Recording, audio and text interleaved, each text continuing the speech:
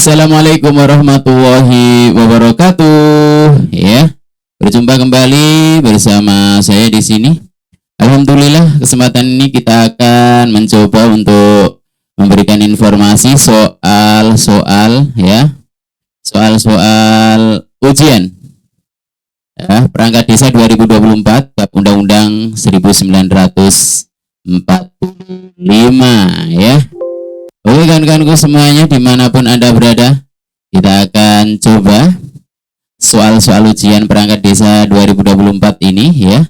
Mudah-mudahan ini bermanfaat buat teman-teman semuanya yang lagi mau ujian ya tentang perangkat desa, tentang bab Undang-Undang Dasar 1945 dan Pancasila. Kemudian soal ujian ini diperuntukkan untuk bisa perangkat kasih, kaur, sekdes, kadus, dan lain sebagainya.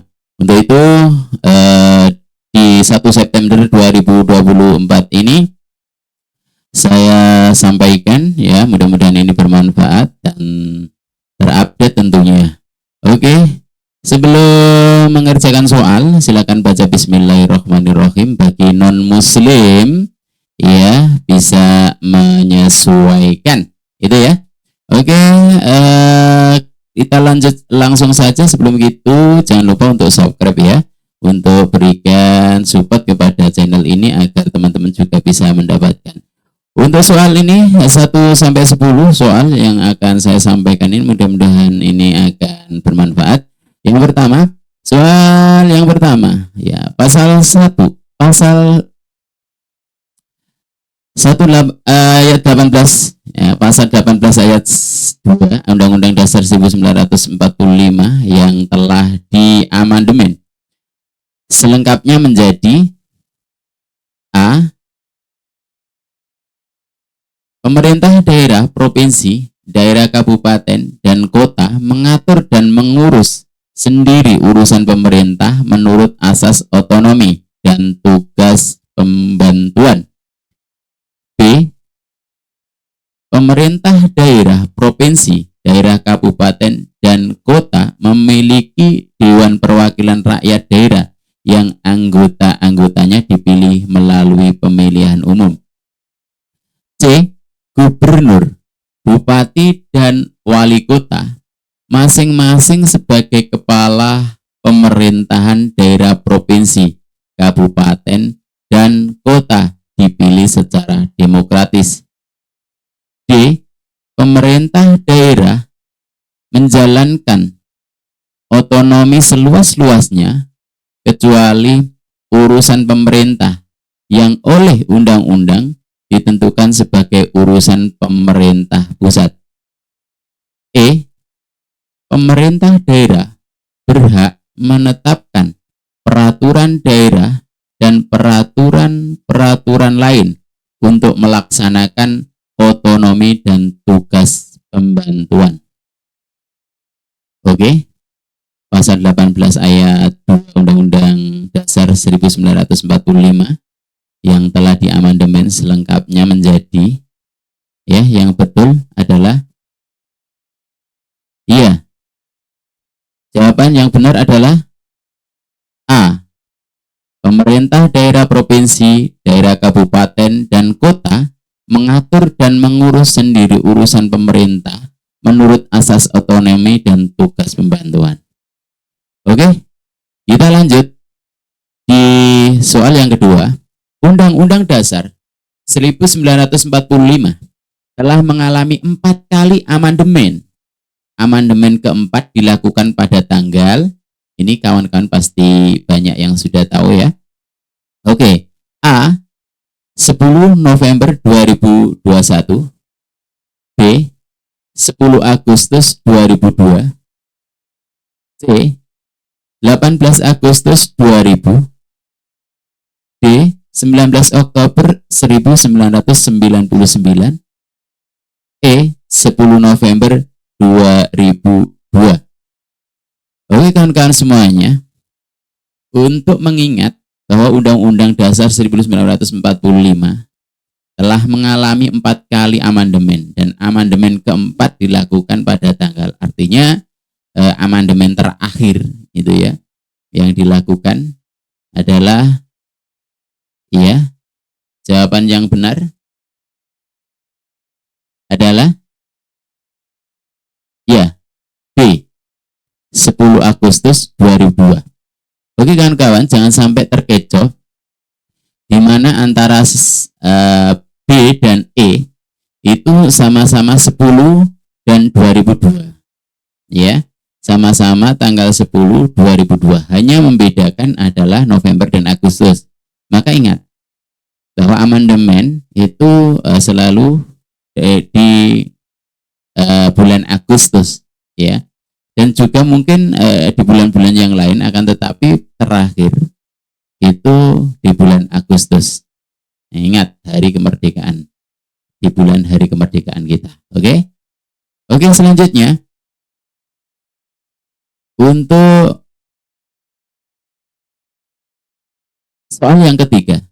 Menurut Undang-Undang Dasar 1945 pasal 18A ya. Ayat 1. Hubungan wewenang antara pemerintah pusat dan pemerintahan daerah provinsi, kabupaten, dan kota atau antara provinsi dan kabupaten dan kota diatur memperhatikan A. Keistimewaan daerah, B. Kepentingan daerah, C. Kepentingan nasional, D. Kekhususan dan keragaman daerah, E. Kepentingan daerah dan nasional. Jawaban yang benar adalah menurut Undang-Undang Dasar 1945 ya, pasal 18A ayat 1, hubungan wewenang antara pemerintah pusat dan pemerintah daerah. Jadi pemerintah daerah itu adalah provinsi, kabupaten, dan atau kota ya. Ya, antara provinsi dan kabupaten dan kota diatur dengan memperhatikan apa ini ya. Jawaban yang benar adalah iya, D ya. Kekhususan dan keragaman daerah. Jadi memperhatikan kekhususan dan keragaman daerah. Jadi kawan-kawan semuanya, untuk hubungan wewenang antara pemerintah pusat dengan pemerintah daerah, yaitu dengan kekhususan dan keragaman daerah. Jadi pemerintah pusat hubungannya akan berbeda-beda sesuai dengan kekhususan dan keragaman daerah. Karena mungkin daerah tertentu dengan daerah yang lain itu berbeda, mungkin adat istiadatnya atau yang lainnya atau sumber daya alamnya dan lain sebagainya berbeda. Maka pemerintah pusat ini akan menyesuaikan kekhususan dan keragaman daerah tersebut. Oke, selanjutnya untuk soal yang keempat. Menurut Undang-Undang Dasar 1945 pasal 7A, presiden dan atau wakil presiden dapat diberhentikan dalam masa jabatannya oleh Majelis Permusyawaratan Rakyat atas usulan A. Dewan Perwakilan Rakyat atau DPR, B. Mahkamah Agung atau MA, C.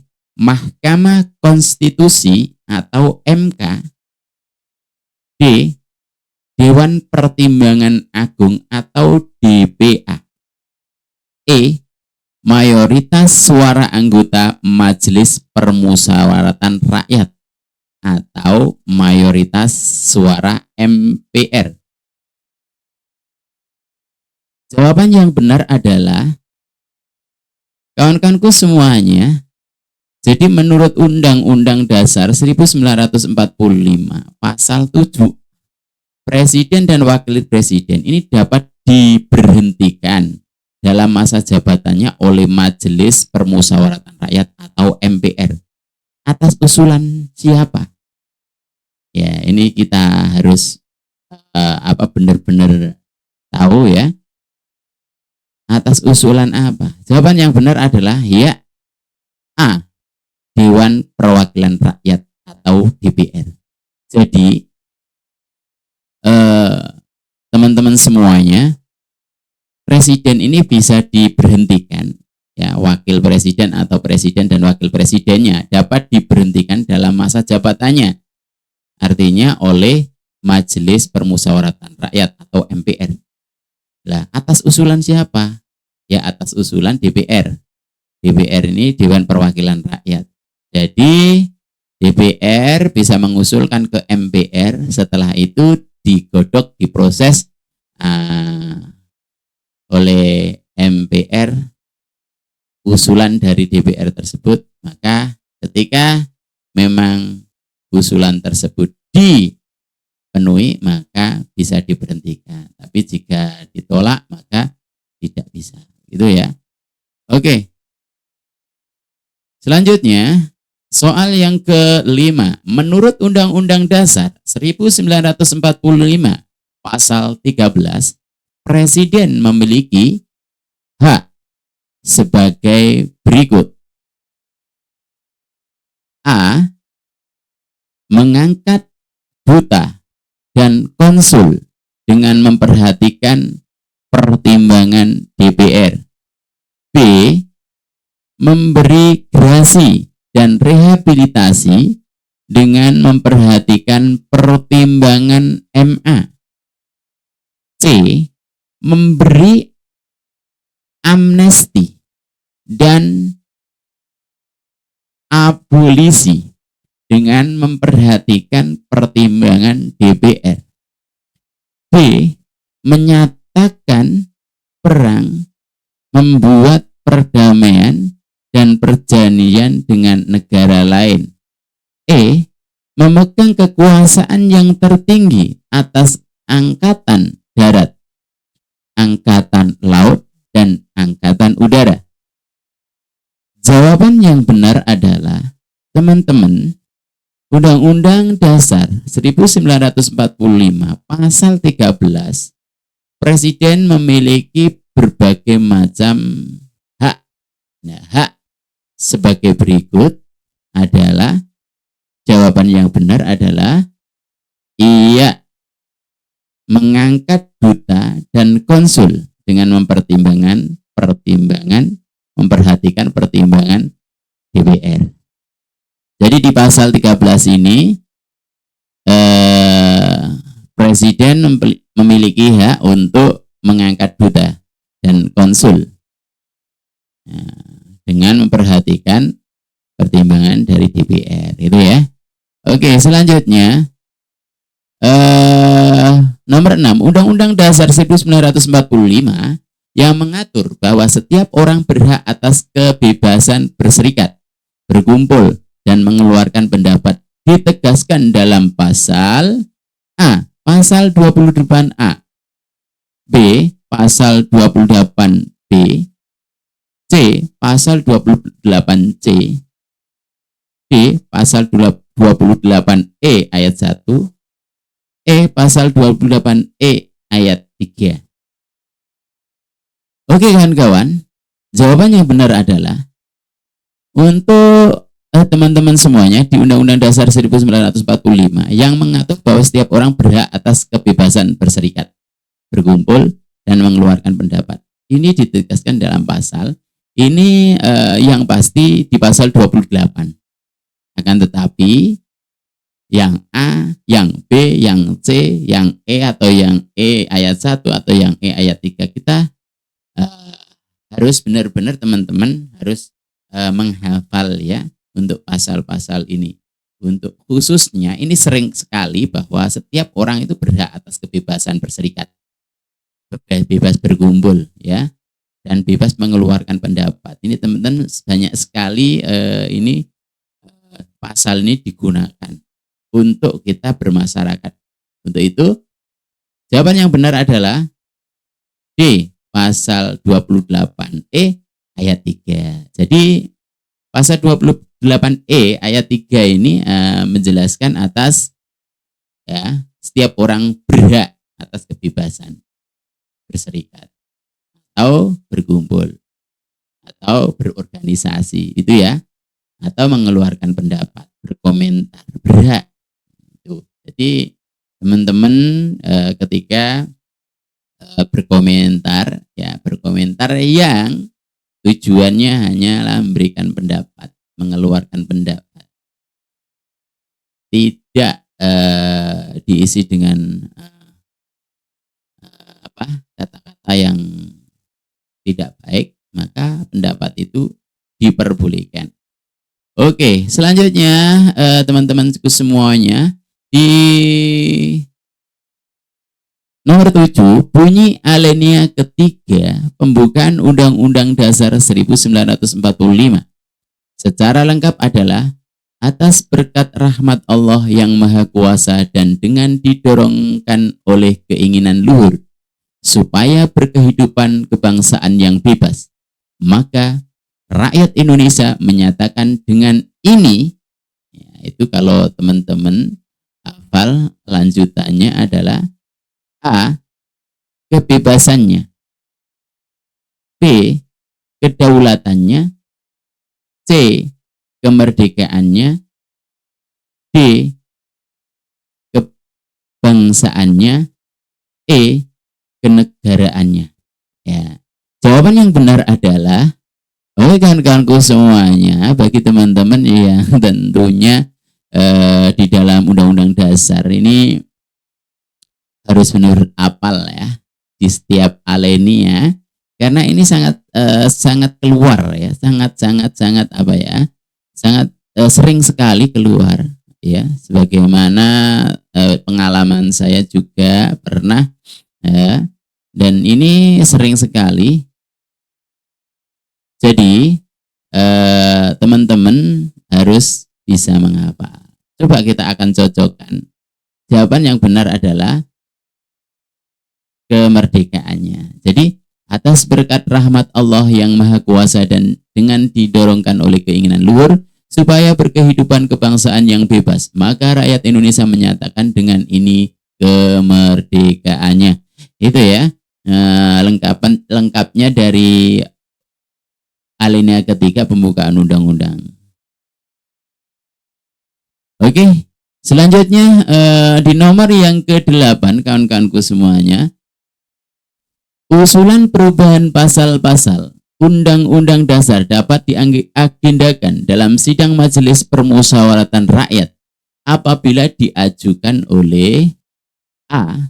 Sekurang-kurangnya 2/3 dari jumlah anggota MPR, B. Sekurang-kurangnya 1/3 ya dari jumlah anggota DPR, C.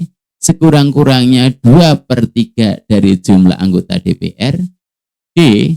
Sekurang-kurangnya 2/3 dari jumlah anggota MPR dan DPR, E. Sekurang-kurangnya 1/3 dari jumlah anggota MPR. Jawaban yang benar adalah, teman-temanku semuanya, usulan perubahan pasal. Jadi pasal undang-undang ini dapat dirubah ya, dapat diagendakan dalam sidang Majelis Permusyawaratan Rakyat MPR apabila diajukan oleh, harus ada pengajuan, tidak semena-mena kemudian mengubah pasal-pasal dengan seenaknya dan ada aturannya. Jadi yang dipertanyakan di soal nomor 8 ini, Majelis Permusyawaratan Rakyat ini bisa mengubah dengan syarat apabila diajukan oleh berapa? Ya, dari MPR, anggota MPR atau anggota DPR atau keduanya. Ya. Kita simak jawaban yang benar adalah sekurang-kurangnya 1/3 dari jumlah anggota MPR. Jadi 1/3 dari anggota MPR harus benar-benar mengusulkan, mengajukan itu. Apabila tidak ada 1/3 dari jumlah anggota MPR yang ada di gedung MPR sana, ya, banyak jumlah anggota MPR ya sana, harus ada 1/3 dari jumlah anggota MPR yang mengusulkan. Apabila tidak, maka tidak memenuhi syarat, gitu ya. Ingat, sepertiga dari anggota MPR. Oke, selanjutnya kita akan menuju ke nomor ke-9. Mahkamah Konstitusi dibentuk selambat-lambatnya pada tanggal 17 Agustus 2023 dan sebelum dibentuk segala kewenangannya dilakukan oleh A. Mahkamah Agung, B. Komisi Yudisial, C. Kehakiman, D. Majelis Permusyawaratan Rakyat atau MPR, E. Dewan Perwakilan Rakyat atau DPR. Kawan-kawanku semuanya, soal yang nomor 9 ini, MK atau Mahkamah Konstitusi ini dibentuk selambat-lambatnya pada tanggal 17 Agustus 2023.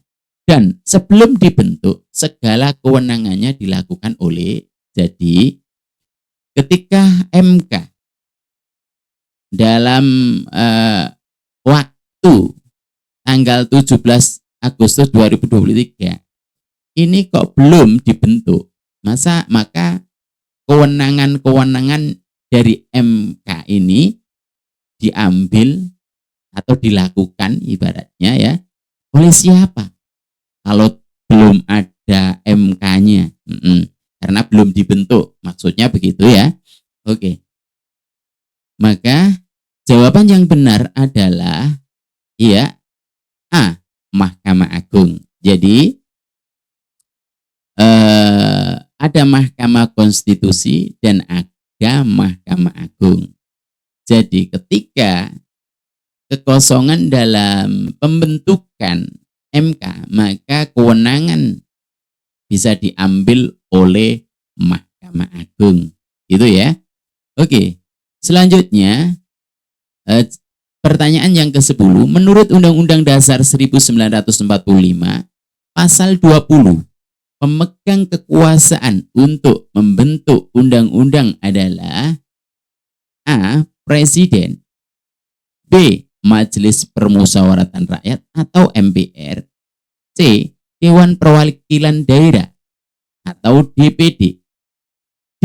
Mahkamah Agung atau MA, C. Dewan Perwakilan Rakyat atau DPR. Kawan-kawanku semuanya, di nomor yang ke-10 ini pertanyaannya, ini menurut Undang-Undang Pasal 20 ya. Pemegang kekuasaan untuk membentuk undang-undang adalah siapa? Yang memegang kekuasaan penuh untuk membentuk undang-undang ya. Jadi undang-undang bisa dibuat ya. Di pasal 20 ini siapa yang memegang kekuasaannya? Oke, jawaban yang benar adalah iya, D. Dewan Perwakilan Rakyat. Jadi pemegang kekuasaan untuk membentuk undang-undang adalah Dewan Perwakilan Rakyat, DPR ya. Oke, DPR ini bisa membentuk undang-undang ya. Jawaban E. Oke, kawan-kawanku semuanya dimanapun Anda berada ya. Terima kasih atas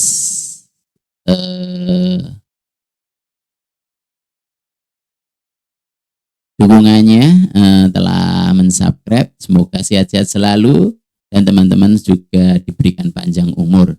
Dan mudah-mudahan teman-teman semuanya yang lagi mau ujian tes perangkat desa, semoga diberikan kelancaran dan menjadi perangkat desa yang baik. Amin ya robbal alamin. Moga-moga teman-teman juga dengan soal-soal di yang saya sampaikan ini akan memberikan inspirasi soal-soal yang banyak ya teman-teman. Oke, ikuti terus untuk kelanjutan selanjutnya tentang soal-soal berikutnya. Oke, jangan lupa subscribe agar tidak ketinggalan soal-soal berikutnya. Oke, saya akhiri bersama saya. Mudah-mudahan kita semuanya menjadi sukses. Amin ya rabbal alamin. Saya akhiri. Wassalamualaikum warahmatullahi wabarakatuh.